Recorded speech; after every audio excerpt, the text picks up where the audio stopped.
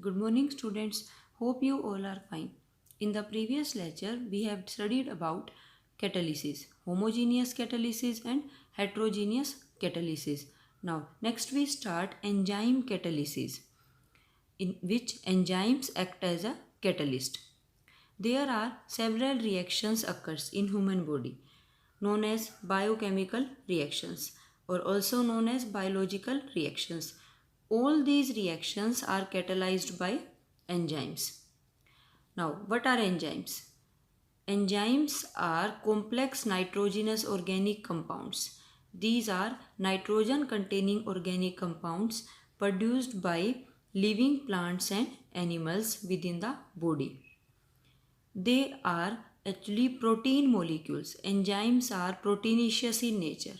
Remember students, enzymes are proteinaceous in nature, having high molecular mass and form colloidal solution in water. Colloidal solution next topic हम ये detail में पढ़ेंगे. As they catalyzed all biological reactions, so enzymes are known as biochemical catalyst.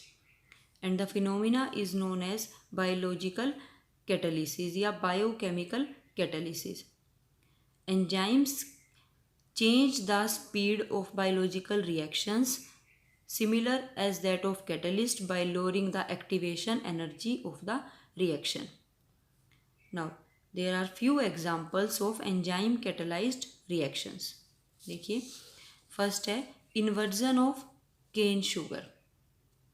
The enzyme invertase या sucrase भी हो सकता है यहाँ पे. The enzyme invertase hydrolyze the sucrose, also known as cane sugar, into two molecules of glucose, two molecules of carbohydrates, one glucose, another fructose. These are monosaccharides. Now, next example, conversion of glucose into ethyl alcohol. The enzyme gymase convert glucose into ethyl alcohol and evolve CO2 gas. Next, conversion of starch into maltose. The enzyme diastase hydrolyze the starch into maltose, and the enzyme maltase hydrolyze the maltose into glucose. Clear? Now, next, the conversion of milk into curd by an enzyme lactic bacilli. Conversion of proteins into peptides by pepsin enzyme in the stomach. In the stomach, proteinaceous food change into peptides with the help of enzyme pepsin. The enzyme pepsin helps in the digestion of food. Next, decomposition of urea into ammonia and CO2 occurs with the help of enzyme urease. All these enzymes speed up the reactions, all biological reactions, and rate of these reactions, speed of these reactions increases in presence of these enzymes. ठीक है. Now देखिए characteristics of enzymes. First देखिए specificity. Similar as catalyst, enzymes are also highly specific in nature, highly selective in nature. Means specificity means each enzyme catalyzed only one chemical reactions, not other. Specific for a particular reaction, and it give a specific product in that particular reaction. For example, enzyme urease hydrolyze the urea into ammonia and CO2, but enzyme urease not hydrolyzed the N-methyl urea into ammonia and CO2. तो अब यहाँ देखिए urea hydrolyse हो रहा है in presence of enzyme urease but not N methyl urea. Enzymes का name depend on the name of reactants. जैसे urea तो एंजाइम होगा यूरेज, लास्ट में आएगा ASC. माल्टोज को हाइड्रोलाइज कराना है, एंजाइम होगा माल्टेज. सुक्रोज शुगर को हाइड्रोलाइज कराना है, एंजाइम होगा sucrase. Sucrose also known as invert sugar, that's why enzyme sucrase also known as invertase. तो specific enzymes are highly specific in nature for a particular reaction. जैसे for example hydrolysis of maltose occurs in presence of maltase enzyme. Maltase hydrolyze the maltose sugar, not other sugar. Now next, highly efficient. Enzymes are highly efficient. One molecule of an enzyme may transform 1 million molecules of reactants per minute. 1 minute में 1 molecule of enzyme इतने molecules जो है reactant molecules को change कर देगा products में. तो highly efficient है to speed up the biological reactions.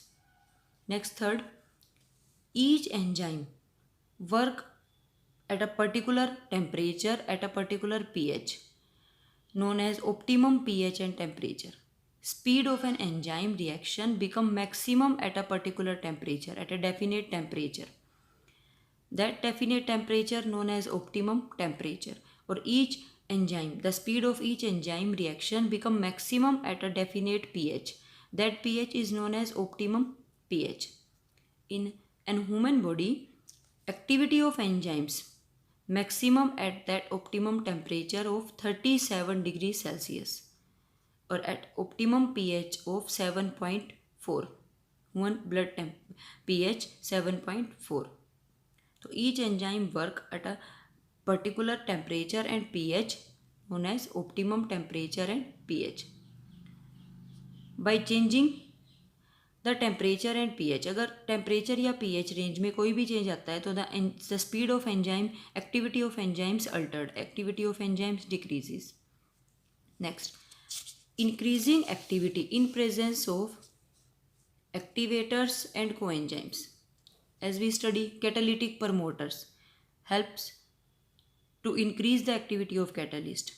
Similar in that case, there are certain substances which increase the activity of enzyme catalyst are known as coenzymes. Enzymes catalyst. These are known as coenzymes or also known as enzyme activators.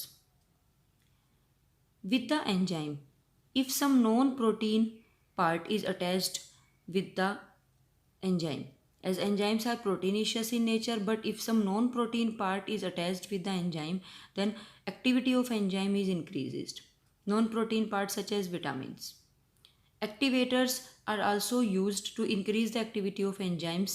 These are the metals ions, sodium ions, magnesium ion, cobalt ion, copper ion. These are also helps to increase the activity of enzymes to speed up the biological reactions. Enzyme inhibitors and poisons are also present to decrease the activity of enzymes within the body. These enzyme inhibitors or poisons, they block the active sites of enzyme by combining with active functional group. Enzymes के surface पे जिस sites पे reactions होती है, these are known as active sites. These active sites contain a large number of functional groups, amide groups, carbonyl groups, etc.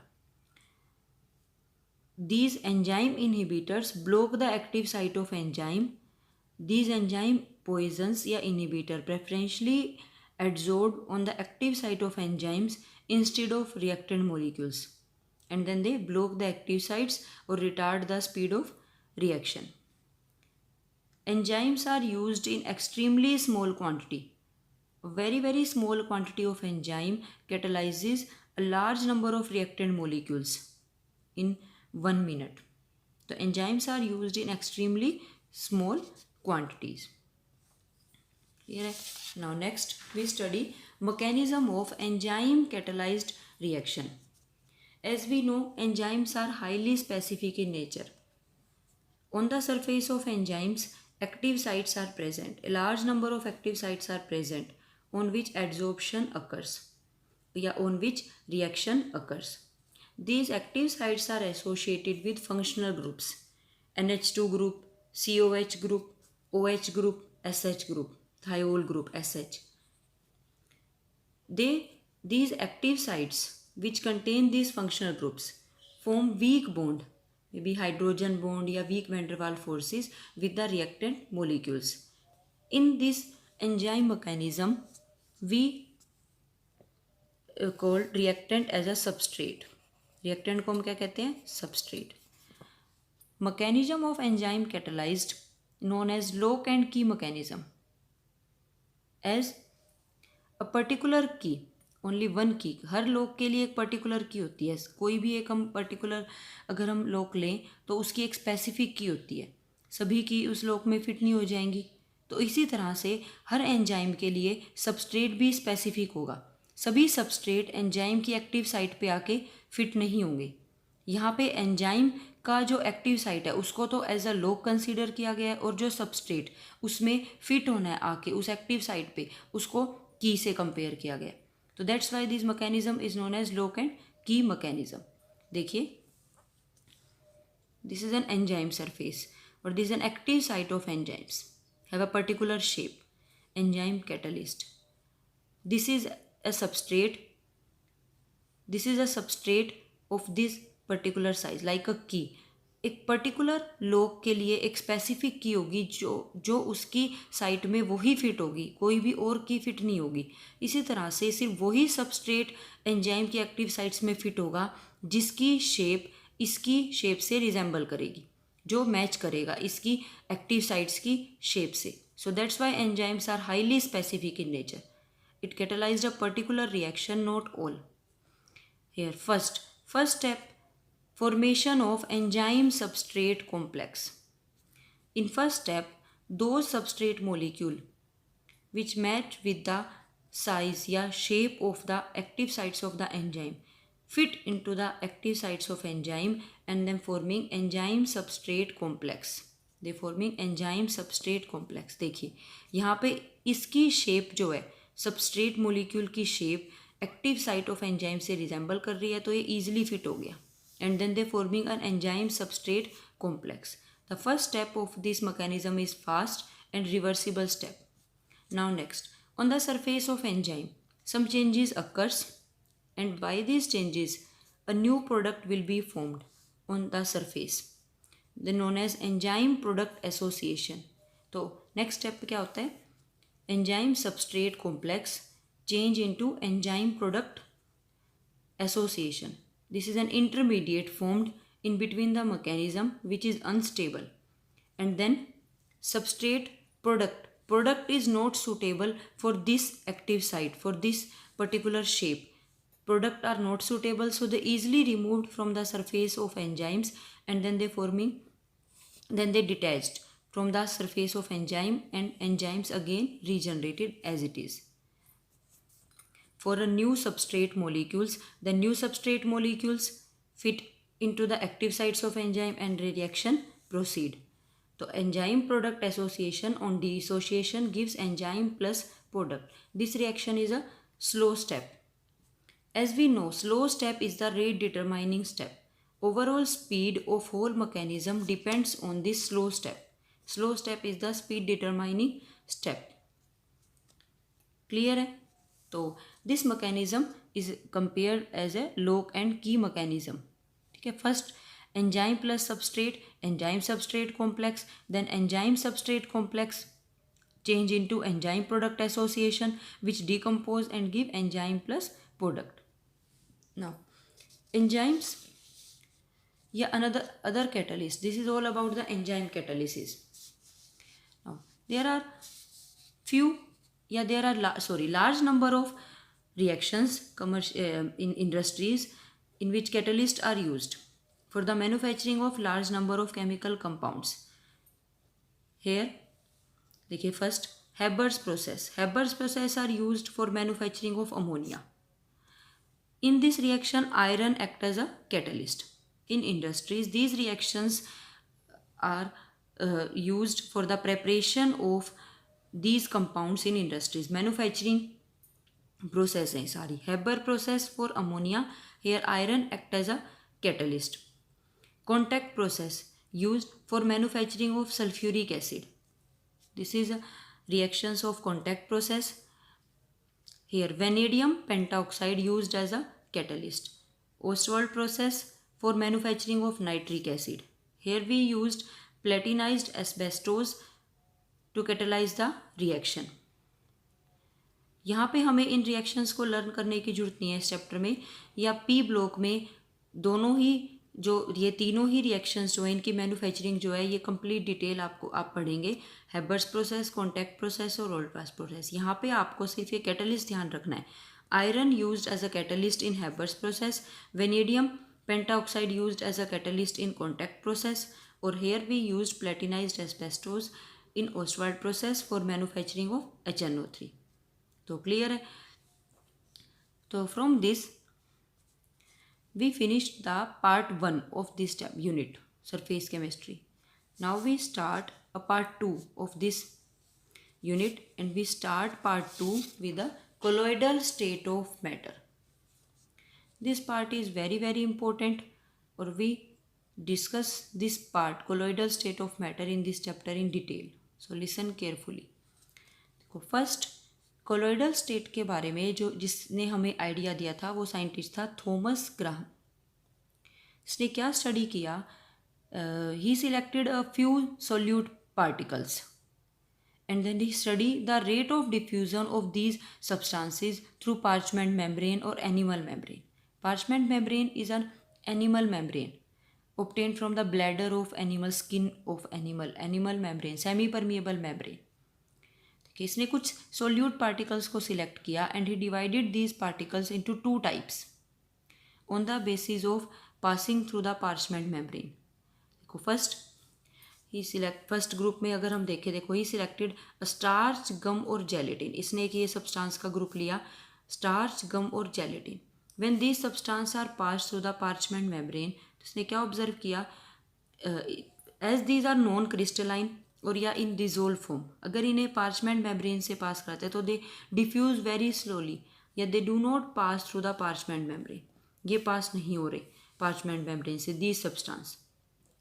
Another group urea, NaCl, sugar या any others diffuse easily through the parchment membrane.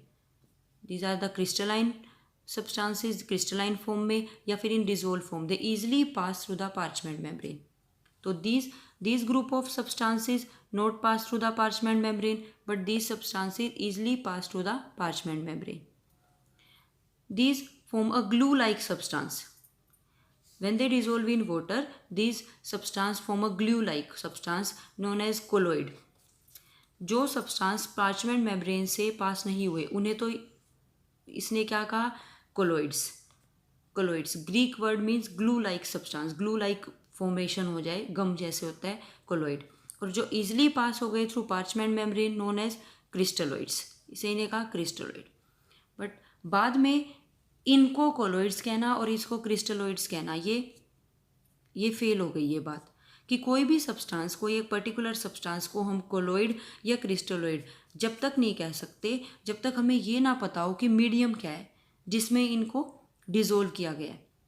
Depending upon the medium, we categorize the substance as a colloids and crystalloids. But solute को देख के हम नहीं बता सकते कि ये कोलोइड होगा या क्रिस्टलोइड जब तक हमें सोलवेंट ना पता हो। जैसे when NaCl dissolve in water, it act as a crystalloid. But if NaCl dissolve in benzene, they act as a colloid. Crystalloids form true solution or colloid form colloidal solution. Another example, soap plus water form a colloidal solution, but soap plus alcohol form a crystalloid solution. तो किसी भी solute particle को categorise करना as a colloid या crystalloid depends on the medium on which these particles are dissolve. जिस medium में ये dissolve हैं उस पे डिपेंड करेगा कि सॉल्यूशन कैसा बनेगा। तो दीज कोलोइड और crystalloids, these are not a substance but it is a state of substance. ठीक है, ये एक लाइन है, स्टेटमेंट है, very very important. Colloid is not a substance but it is a state of a substance. ये question NCERT में exercise में given है। Comment on the statement colloid is not a substance but state of a substance, कि same substance can exist as colloid under certain condition and as a crystalloid under certain other condition. तो we categorized a substance as a colloid or crystalloids on the basis of the medium, on the basis of the solvent. Clear है? तो ये लिख लीजिए आप ये line, colloid is not a substance but it is a state of substance. This A correct statement. ठीक है. Next, तो as crystalloids pass through the animal membrane and colloids not pass through the animal membrane, it means size of crystalloid is smaller than that of size of colloid. colloids का size थोड़ा सा बड़ा होगा, तभी वो animal membrane से पास नहीं हो रही और क्रिस्टलोइड ईजिली पास हो रही है. तो क्लियर है. नेक्स्ट देखिए, टाइप ऑफ सॉल्यूशन. तो on the basis of these crystalloid, colloids, based on the solvent या size of the solute particles, we divide the solution into three types: true solution, colloidal solution और suspension. In this chapter we all discussed about colloidal solution, but in this we compare all these three, this classification. First देखिए, true solution में जो particle का size होता है true solution में वो बहुत ही स्मॉल होता है, लेस देन 1 नैनोमीटर. ये डिफरेंस बहुत इंपॉर्टेंट है इन तीनों के बीच में. ये आपके MCQ फॉर्म में, मल्टीपल चॉइस क्वेश्चंस में इनमें से कोई भी यूनिट्स के साथ आपसे साइज पूछा जाता है. तो ये वाला जो पार्टिकल साइज है यहाँ पे, ये डिफरेंस जो है ये आपको बहुत ध्यान से लिखना है और याद करना है. देखिए, लेस देन 1 नैनोमीटर और लेस देन 10⁻⁹ मीटर और पार्टिकल साइज या फिर less than 10 angstrom. Here suspension देखिए, पहले इसमें पार्टिकल साइज होता है more than 10⁻⁶ metre, big size के होते हैं ये, और ग्रेटर देन 1000 नैनोमीटर या फिर greater than 10,000 angstrom. Colloidal solution के पार्टिकल का साइज होता है बिटवीन 10⁻⁹ टू 10⁻⁶ मीटर और बिटवीन 1 नैनोमीटर टू 1000 नैनोमीटर और बिटवीन 10 एंगस्ट्रॉम टू 10,000 एंगस्ट्रॉम. तो इसमें पार्टिकल का साइज बहुत स्मॉल होता है, इसमें बहुत ही लार्ज होता है और इसमें इन बिटवीन ट्रू सॉल्यूशन और suspension, colloidal solution. Now next अगर हम बात करें नेचर की, देखिए फर्स्ट इससे पहले एग्जांपल्स देखते हैं, उससे फिर हमें सारे पॉइंट्स अच्छे से क्लियर होंगे. जैसे if we dissolve NaCl into water, glucose into water या alcohol into water, all these components completely mix into the water. ये solid है और ये liquid है, but after mixing the whole solution becomes a liquid. तो it is a homogeneous mixture. homogeneous mixture बन जाएगा. इसमें कोलोइडल सॉल्यूशन में देखिए एग्जांपल है मिल्क. इसके हम बहुत सारे एग्जांपल पढ़ेंगे क्योंकि यही हमें पढ़ना है डिटेल में आगे. इसमें फ्यू एग्जांपल्स देखिए, जैसे मिल्क, क्ले प्लस वाटर, गम प्लस वाटर या any other example butter, paints. इनमें हमें देख के ही पता लग जाएगा कि कुछ मिक्स है इसके अंदर, कुछ सॉलिड कंपोनेंट्स मिक्स हैं. तो these are the heterogeneous in nature. देखो वैसे कुछ जैसे मिल्क देखने से हमें कई बार इनको होमोजीनियस लगेगा, बट अगर इनके लाइट पास कराएं अगर हम इन सॉल्यूशंस में से, तो जो पार्टिकल होते हैं solute particles can easily seen by using a ultra microscope. Naked eye से हमें ये सॉल्यूशन भी होमोजीनियस ही लगेगा, but by using an ultra microscope we can easily see the particles, scattering of particles by these scattering of light by the particles is observed through ultra microscope. ठीक है. इसके example जैसे sand plus water, calcium chloride plus water. We easily see the sand particles in water. So these are heterogeneous in nature. Suspension solutions are heterogeneous in nature. Particles are invisible. In this true solution we cannot see the particles by naked eye or by using microscope. But in colloidal solution particles are not visible by naked eye, but by using a ultra microscope we easily see the particles. या आपने कई बार देखा भी होगा कि summer में या कहीं से किसी पॉइंट से लाइट आ रही है तो we see the dust particle from that point, हमें उसमें डस्ट पार्टिकल्स दिखते हैं. तो by with the help of light we see this particles. इसमें सस्पेंशन में particles easily visible through the naked eye, clearly हमें पार्टिकल्स दिखेंगे नेक्ड आई से. ठीक है. Next, these particles not settled as they form a homogeneous mixture. तो in true solution particles are not settled down, but in this particles are settled down. Due to centrifugation, जैसे milk से cream अलग करते हैं तो by with the help of centrifugation technique, तो particles are settle down due to centrifugation.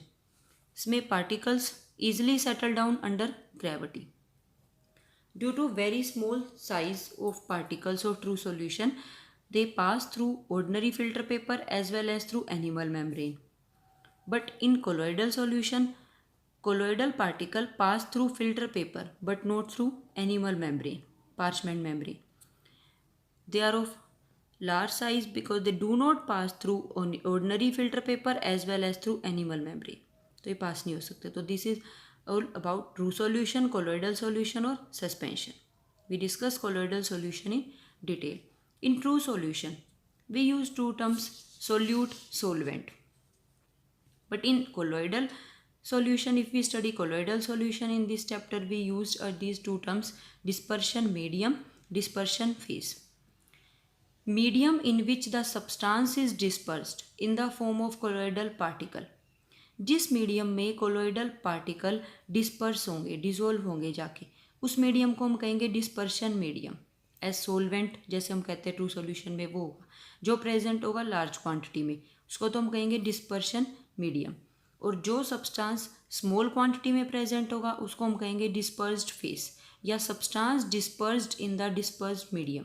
जो dispersed medium में जाके डिस्पर्स्ड होगा, डिसॉल्व होगा, उसको हम क्या कहेंगे, डिस्पर्स्ड फेस।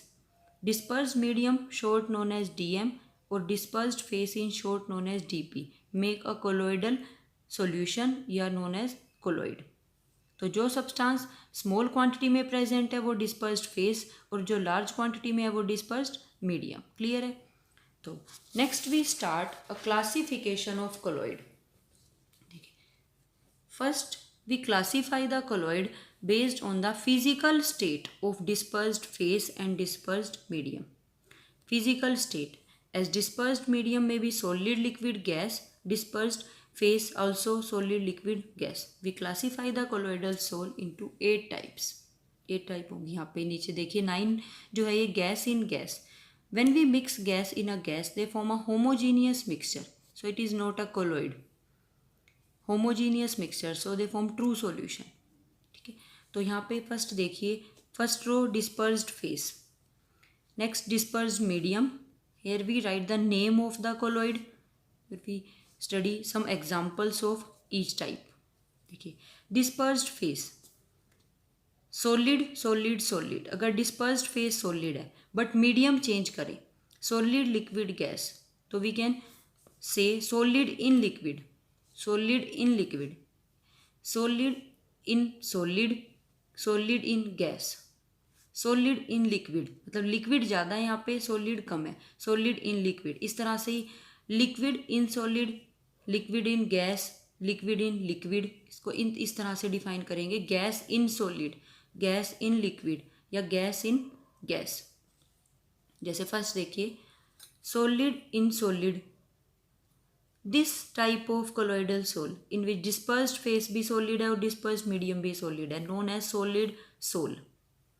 ठीक है, इसके एग्जांपल देखिए, जैसे coloured glass, mixture of two solids, they form coloured glass. A large number of examples are there. हम बहुत सारे एग्जाम्पल्स यहाँ पे लिख सकते हैं, मैंने फ्यू एग्जाम्पल्स लिखे हैं, और यहाँ से एक 1 मार्क्स का क्वेश्चन पेपर में आता ही आता है, ज़रूर आता है, in the form of multiple choice questions या 1 लाइन आंसर, आपको पता होना चाहिए। तो ये टेबल बहुत इंपॉर्टेंट है, ये आपको याद रखनी है। ठीक है, कलर्ड ग्लास, यस, जैसे एक एग्जांपल मैंने लिखा है, red coloured ruby glass, stones, कुछ coloured stones, these are the example of solid in solid, name है सॉलिड सोल। नेक्स्ट देखिए, सॉलिड इन लिक्विड, लिक्विड ज़्यादा है, सॉलिड कम है, solid in liquid, known as sol. इसके एग्जांपल देखिए, liquid अगर ज़्यादा है और उसमें सॉलिड कम है, जैसे पेंट्स, मड्डी वाटर, या cell fluid inside the cell. Solid in gas, gas phase ज़्यादा है, सॉलिड कम है उसमें, एरोसोल। व्हेन सोलवेंट मीडियम अगर गैस होगा तो नेम क्या होगा, एरोसोल।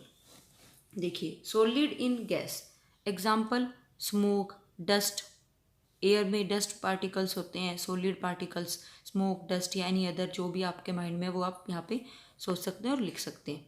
नेक्स्ट देखिए लिक्विड इन सॉलिड। सॉलिड ज़्यादा है, लिक्विड कम है। सॉलिड इन लिक्विड, इसका एग्जांपल जैसे cheese, butter, just like a jellies, solid form है बट लिक्विड भी है उसके अंदर, cheese, butter, jellies etcetera. Known as gel, liquid in solid known as jail.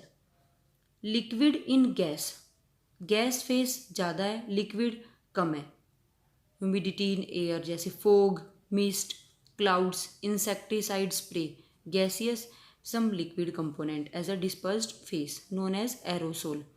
Next, liquid in liquid, both dispersed phase or mediums are liquid known as emulsions. Liquid जैसे milk, shampoos, medicines या any other examples.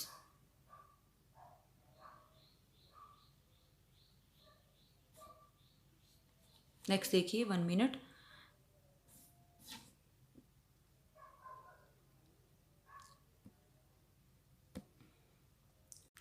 Next है gas in solid. Solid is a dispersed medium and gas is a dispersed phase known as solid foam. Example bread, rubber, sponge, these are the example of solid foam. Next है gas in liquid. Liquid ज़्यादा है और gas कम है। Gas in liquid foam known as foam, as in soft drink बोतल, carbon dioxide gas stored under high pressure, fizzy drinks में, froth, soap, leather. Gas in liquid. Now next, gas in gas, as you know, they form a homogeneous mixture, so it is not a colloid. So this is a total eight types of colloidal sol based on the physical state of dispersed phase and dispersed medium. Now one more thing, if dispersed medium is water, then the name of sol known as aquasol or hydrosol. In general, if dispersed medium is water, dispersed medium water है तो we name the sol aquasol or hydrosol. If dispersed medium is alcohol, then name as alkosol. Or if dispersed medium is benzene, then we name as benzosol. If dispersed medium is a gas, we may name as general aerosol. इसको क्या कहेंगे? Aerosol. तो clear है. तो ये classification बहुत important है. इसमें जैसे इस 1 मार्क्स के क्वेश्चन कैसे आते हैं, इसमें जो ये 3 है बहुत ज़्यादा इंपॉर्टेंट है. Sol, gel, emulsion. Sol means solid in liquid. देखिए S sol, L liquid, solid in liquid. इसको आप ऐसे याद कर सकते हैं. ये क्वेश्चन काफ़ी बार आया हुआ है. What is the difference between sol and gel? देखिए sol solid in liquid, S पहले या एल बाद में. Solid in liquid. Gel liquid in solid, इसका अपोजिट है लिक्विड इन सोलिड. और इसको आपको एग्जाम्पल से भी ध्यान रखना है. कई बार एग्जाम्स में एग्जाम्पल से पूछा जाता है. Write the type of colloidal sol. जैसे आपको एग्जाम्पल दे दिया मिल्क. मिल्क में आपको बताना है टाइप, डिस्पर्स्ड फेस और डिस्पर्स्ड मीडियम. बटर में आपको डिस्पर्स्ड फेस बताना है क्या है और डिस्पर्स्ड मीडियम क्या है. तो बटर में डिस्पर्स्ड मीडियम है सॉलिड और फेस क्या है? लिक्विड. जैसे आपको किसी भी उसमें पूछ लिया सोप लेदर में डिस्पर्स्ड फेस लिक्विड है और मीडियम गैस है. तो ये आपको एग्जाम्पल से भी ध्यान रखने हैं डिस्पर्स्ड फेस क्या है और मीडियम क्या है. और इनके नेम्स भी ध्यान रखने हैं. और नेम से डिफरेंस, जैसे what is the difference between sol and gel, sol and emulsion, aerosol and emulsion, gel and aerosol. Clear है? तो this is all about the first classification of colloidal sol. Thank you.